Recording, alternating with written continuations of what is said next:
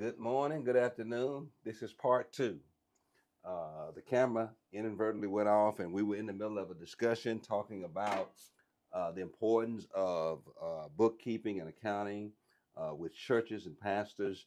And I really wanted to finish this conversation. Like I said, the camera inadvertently went off, but you were talking about the importance of the church being in compliance and doing what it can to help the pastor be in compliance because we have a case right now, Brian Curran, who's just got indicted by the IRS for obstruction, Mhm. and he owes the IRS $600,000 on Mhm. a 1,700,000, 1,700,000, $1,700,000 income, Mhm. and he says it was just bookkeeping.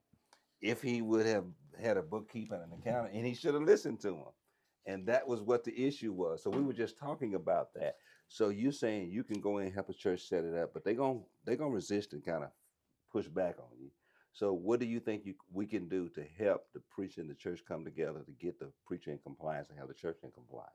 I think, may have to have a workshop, a financial workshop, Yeah, something to kind of show them the importance, of making sure that your clergy, your pastors are taken care of when it comes to the Internal Revenue Service. yeah, Their job is to come and to feed your spirit and to feed your souls and to lead you and guide you spiritually.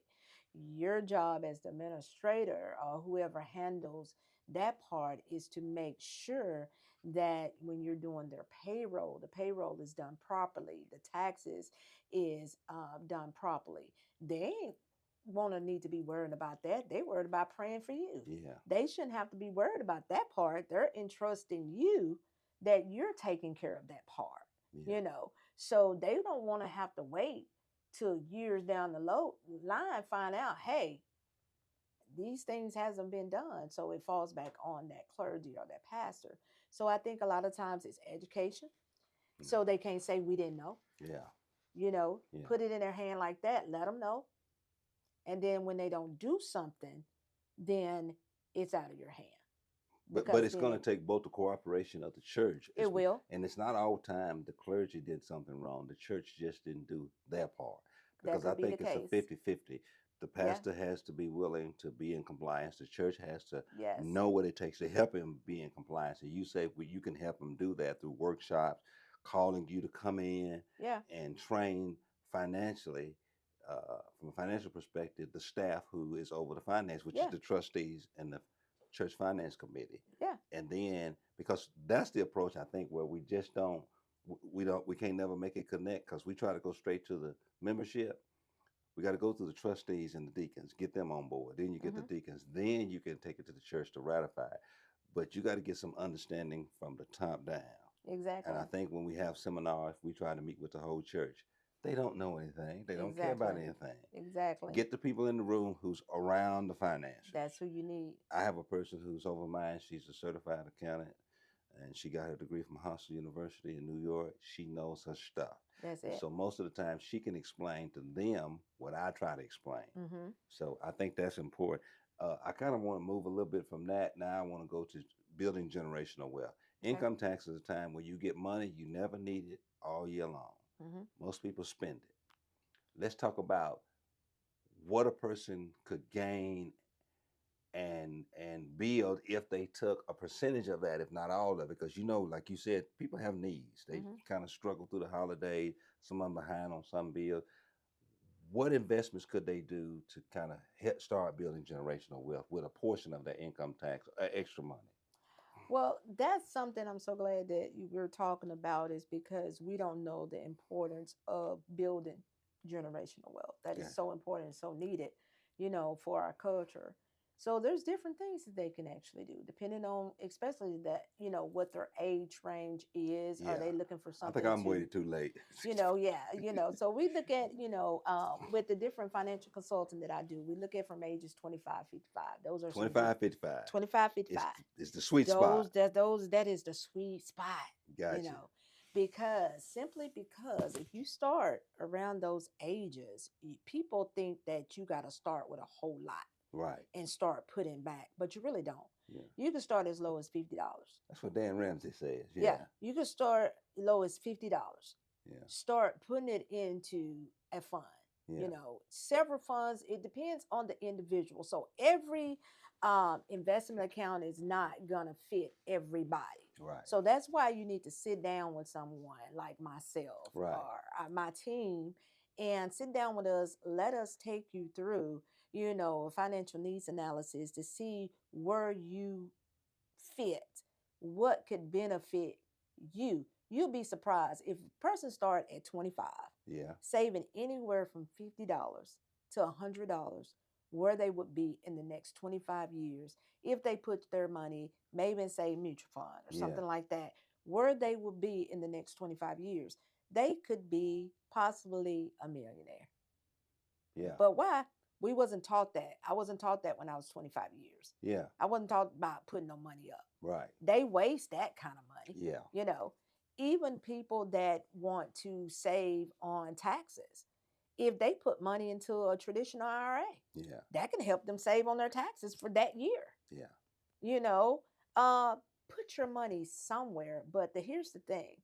You want to make sure that you're putting your money somewhere that has the best interest rate Yeah. possible. Yeah. Because if you're just putting your money, say for instance, in a bank, Yeah. I'm not knocking any bank, Yeah. but say for instance, if you putting your money in a bank, do you know the interest rate on it? Yeah.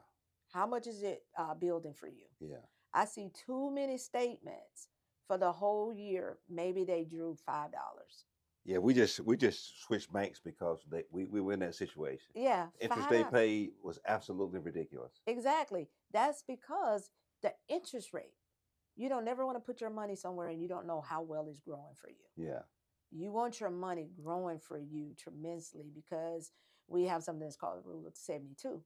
Yeah. It tells you how long it takes for your money to double. Yeah. Okay. Yeah. That's determined what the interest rate is. Yeah. Okay. So say for instance, you put your money in the bank and it's only 3% interest rate, right? Yeah. It's going to take your money 24 years to double. Yeah. Do you got 24 years for your money to double? That's right. No. Right. You want to put your money somewhere that has a larger interest rate. Yeah. Maybe a 6 to 12%, because guess what? Then you're looking anywhere from 12 years to 6 years for your money to double. To double. And that's the goal, is for your investments to double. Yes, that's the return. goals. Yeah. But if you're not sitting down with someone that can talk you and take you through your financial statuses and knowing what your financial independence number is. If I ask you, what is your financial independence number is? Yeah. Most people don't even know what that is. Most people don't even know how much money they're going to need to be able to retire. Most people can't retire because they didn't save enough money to retire. Yeah. And we got to help people get to the position where they can retire, stay retired, take some cruises, enjoy their life, but you got to be able to put your money where it can grow and build for you, leave an inheritance for your children, because that's what Johnny them did. Yeah. I'm gonna give you two examples, and I'm mad now because wasn't nobody around to tell me. Two of my friends. One of them is Tellis Chapman. Tellis Chapman is a celebrity preacher or a notable preacher in our denomination, Baptist pastors in Detroit. He told us he's a millionaire, and the preachers he's talking to, how'd you become a millionaire? He says, every year my appreciation, I took it to my money guy. And for 40 years, I lived all year without it, and he's been investing it. And it's told, he didn't tell us the amount, but somebody told me it's about $2.1 million over 40 years. He took his entire appreciation money, gave it to his money guy. The guy invested it, and I think it was anywhere between, like you said, 6 to 12% over 4. And every year he's done that for 40 years, took his appreciation. The other guy was a friend of mine in Texas, and he and his wife did that. Whatever she got, whatever he got, the appreciation they invested in. And he passed away during COVID, right after COVID. But I used to go preach for him, and he told me his was 2.1, hers was 1.7. Over 40 years. That's it. Not just sitting in the bank, but getting a money guy, making the right investments, getting a high interest rate. Yes. I wish I would have done that. Didn't nobody tell me that. That's it. But it's not too late. I know it ain't because I'm doing it this year. It's not too late. I get it. I get that, long term, because I've been doing what I do for 40 years, and there is no retirement that they pay into.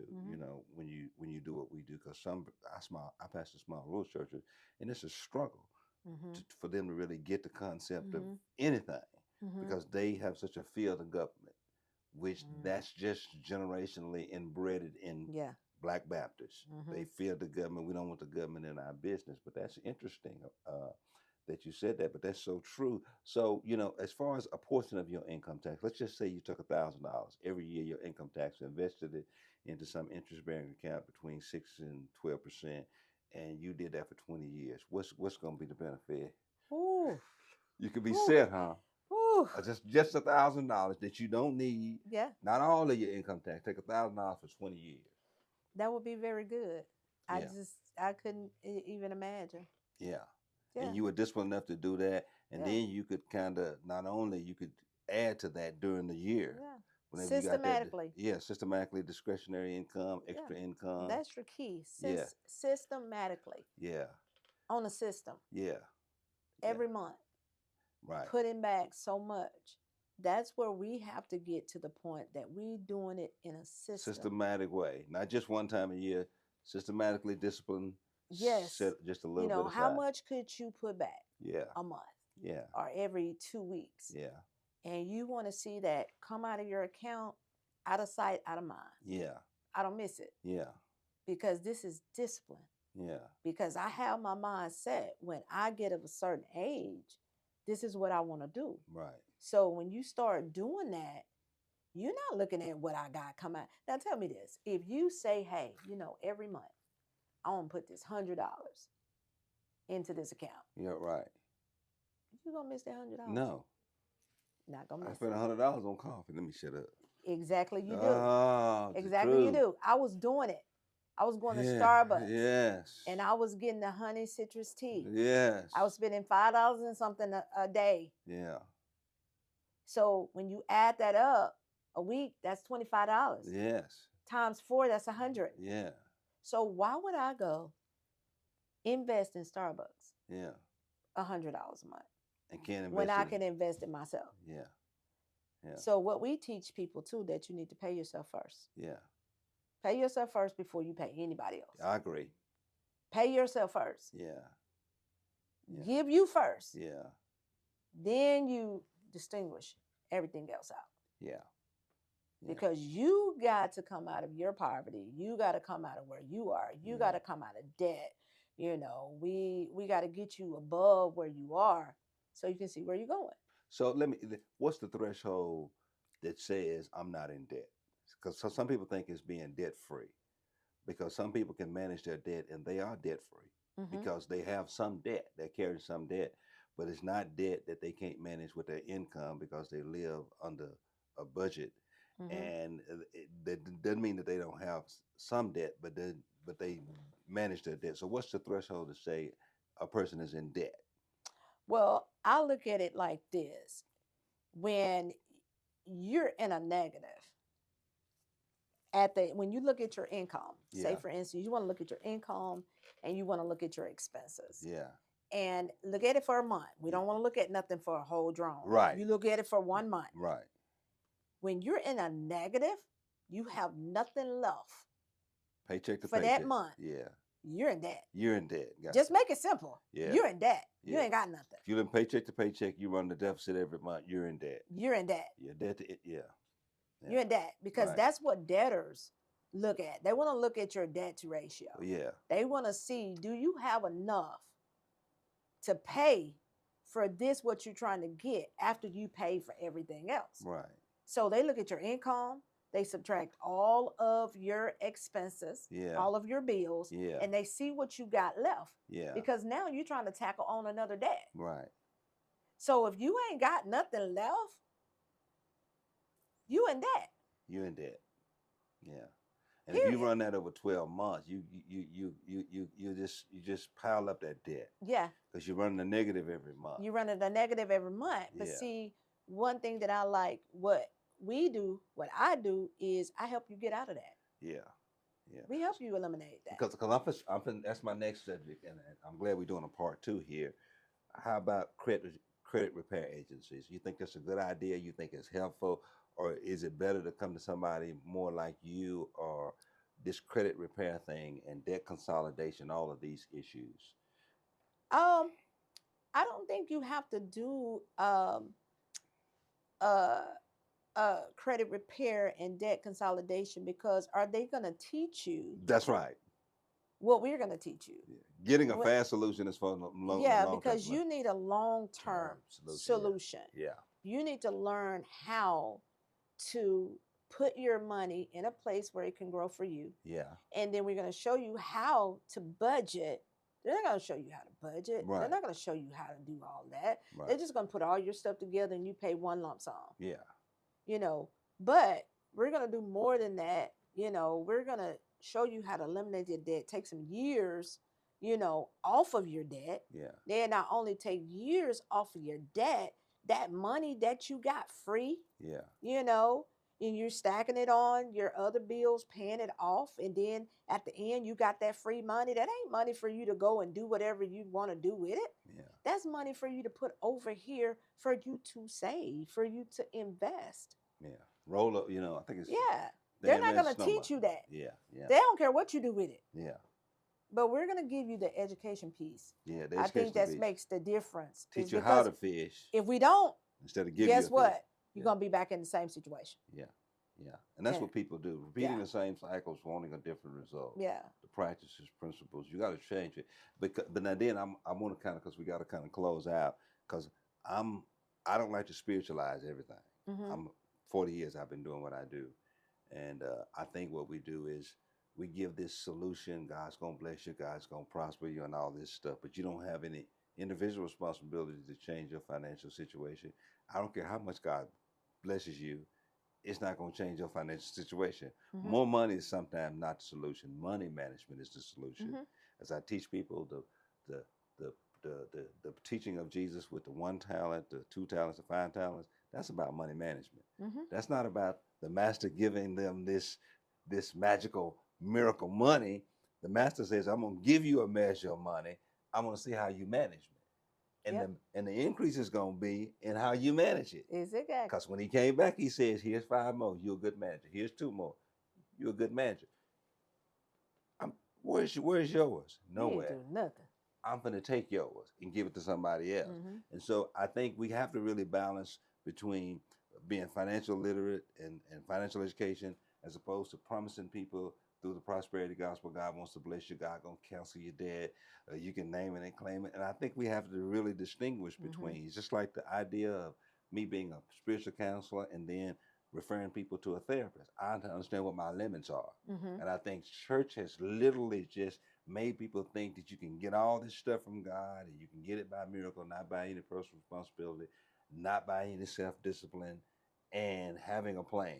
Mm-hmm. And I think that's where we really have deceived people into thinking something is coming from nothing, mm-hmm. without you doing anything. So mm-hmm. give me your thoughts on that. I know that was a lot, but just I totally agree.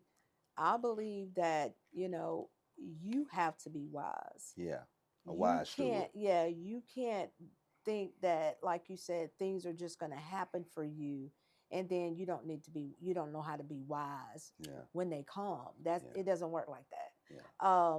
I believe that when it comes to your finances, when it comes to taxes, when it comes to just life, you got to be good steward over those things. You got to know how to handle those things. Money is not given to everybody. Yeah. Because everybody don't know what to do with it when they get it. Yeah.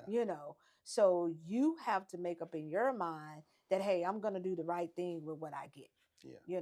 As far as filing my taxes, everybody know every year you got to file your taxes. But every year people don't file their taxes. Yeah. Right? Right. So don't just say, oh, well, God is going to protect me and I'm not going to get in trouble. Guess what? That's not the truth. Don't file your taxes for so long and see will you not get in trouble, because you got to obey the laws of the land too. Listen, render unto Caesar that which is Caesar's, exactly. what Jesus said. So, it's just that do the right thing. Yeah.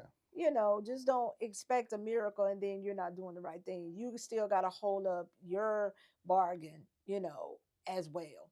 Okay. And so that's just my take on Okay, now let's talk about the business. Let's give people as much information that. Okay. about this business, where you're located, what services you provide, how you can benefit them, whether they're individual, small business, big business, churches, where I really want Okay. to talk about, that you can help them, and pastors as well. So let's talk about the business. Okay. Well, my name of my business is Divine Business Solutions Tax and Accounting So she Services. say, I am. divine, a I play on am that. divine. Now I will Holy not Ghost filled, denounce that. sanctified. I am all of that for real. Now that's true. But that's the name of my business. We are located on 1040 Cliff Gookin 1040 Cliff Guggen. Boulevard, Suite G. This is Tupelo, Mississippi. This is the old Tupelo Service Finance building. I'm sure everybody's familiar with that building. Gotcha. Our phone number 662-205-4894. Okay. We're open 6 days a week, 9 to 7 on Monday through Friday, and 9 to 3 on Sundays. Other times by appointment. Gotcha. We do have a website, so you're welcome to go and What's the name of that website? it's divinebusinesssolutions.com. Gotcha. So you're welcome to go and check out our website. Okay. We focus on, like I said, small business is my passion. Small business. Yes, small Gotcha. business is my passion. We start small business up from the ground. Gotcha. So we'll get you structured. Before you ever start. Yeah, before you actually, ever start. Before you ever start, if you don't know if you need to become a LLC, corporation, partnership, nonprofit, Right. once you come in and sit with me, I do free, 30-minute consults, where you can come in, talk with me. So don't be afraid to talk. The No. first 30-minute consultation is free. Yeah, it's free. It's free. And if I see you very, very serious, if we go over, I'm not so strict maybe on the charge, but if I see that you gonna pay me if we go over. Yeah. Right. But help you get you structured, know where you need to go. We'll get all of that stuff done. But that is my passion, for as the payroll services, taking care of all of the tax part. You don't have to do any of that. Gotcha. Printing your W-2s, printing your 1099s. You don't have to worry about all that. So you provide all that. We provide all of that. Gotcha. Services. Also, financial consultant, where we help you eliminate debt, budgeting. We also do life insurance here. Gotcha. We help you with investments here. We do workshops. Gotcha. So if there's anybody that needs free financial workshops, I go. We do free financial workshops. Called Divine Investments. Huh? Called the business. Yeah, just call me. You're mobile. Yeah, we're mobile. We'll come out. Come. Yeah, we'll come out. If you got a group, it could be church, or just a group, or whatever. Yeah. We'll come out and do free financial workshops to individuals. Whatever we can do to just spread the awareness of generational wealth, taxes, whatever it needs to be. We want to make sure that we can spread the word, put all this information out into the community, because we don't want nobody to be left behind. Yeah. Because they said they didn't know. Yeah. And it's free information too. It's free information. Why wouldn't you want free information? And you can partner with people in churches and organizations to come out and workshop. Because I think the piece and the part about churches can help the preacher be in compliance if they just structure their organization as far as finances in a way that would be beneficial to them, beneficial to the pastor. Yeah. And it probably would save them money, save them a lot of aggravation, and save the preacher a lot of trouble where he could focus, like you said, on preaching. That's your main focus. That's it. Yeah. So give me the name of the business one more time. Divine Business Solutions, Tax and Accounting Service. Divine Business Solutions, Taxes and Accounting Service. Accounting Services. That's a long name, but she's right here. She comes highly recommended. I've heard nothing but positive things about her. We want you to reach out. We'll have all these in her title and tagged in when I put this post out. Now, I asked three people three questions before I close, and I'm going to ask you these three questions, and we're going to close. Oh, Lord. The first one is the state of Black love. The what? The state of Black love. What is that? Black people loving each other, getting together, finding lifelong partner, finding love? Is it Mm. on a good level? Do you think people are? Is it an environment where people can find it? People struggling with your? Is this state of black love? Uh, I guess they. Well, I don't know. I'm seeing when he's gonna find me. So mine ain't found me yet. He may find it when he find the podcast. I don't know, Yeah, you but might he find. may Yeah, find me. I don't yeah, know. But I think love is a beautiful thing. yeah, When it's between two people that are like minded yeah, and are serious yeah, and um, is focus driven. yeah, Um, and one can be supportive of the other yeah, yeah. and can be understanding of each other. Yeah, Yeah. and I think that's one of the things I'm going to talk about on a later podcast with somebody else, because the intimidation factor of in the concept of black love, black female, black male, black women are so successful Mm-hmm. now, get more academic degrees, starting more businesses, Mm-hmm. largest income earners, largest consumers, and Mm-hmm. it's the intimidation factor is there. It's a struggle. It's a It struggle. is a The struggle struggle for is black real. men to really see this dynamic change where they were the Mm-hmm. breadwinners, they were the ones leading, they were the ones giving leadership and really calling the shots and making the rules. But now black women have been so empowered by all of this progress. It's a struggle for y'all. I feel sorry for y'all. But Bless y'all I heart. heard this woman say, and it was so profound what she said. This man asked her about who was the head of her house because she's a well known comedian, Yeah, and her husband is just a 9 to 5 worker. right. And she said, "My husband, That's right. he's the head of the house." All right. And so he was saying, "But you make," she said, "I don't care how That's much money money I I make. make." That's right. She said, "He's the man of my house. Yeah. He's the head But of she my took a lot of heat for house." that. Did Yeah. you see Yeah, it? I did. She You took a did. lot of heat for She that. did. But But it's right though, I and it's the right commended, concept. yes, I Yeah. commended what she said because no matter how he was trying to make her say something else, she Yeah. was saying no. She stood her ground. She said it doesn't matter. He's still the head of the house Yeah. because he's the man. Yeah. I'm just there to I'm help not me. going to emasculate him. Yeah. Yeah, whatever he needs my help with, I'm there to help him. Yeah. So I just feel like when it comes to that, when a man is real Yeah. within his authentic self, Yeah. he won't see that woman as being that overpowered woman. Yeah. He'll see that woman as being who she is, Yeah. and he'll know that she knows who she is when she's in the home, Yeah. and he'll know who he is in the home. Yeah. You know, Yeah. and sometimes I think that powerful women are misread, Yeah. where they think that we are overpowered when it comes to in the home too, but that's not the case. Yeah, because perception is because you have so much reality television and Mm-hmm. social media, that's not who most successful black women are. Because I'm sitting and talking to one. Mm-hmm. I talked to interview some on my show. Mm-hmm. They're nothing like what you see on Mm-mm. reality, social media. These Mm-mm. women go home, submit to their husband. They have a great partnership. Mm-hmm. They build success. They build family.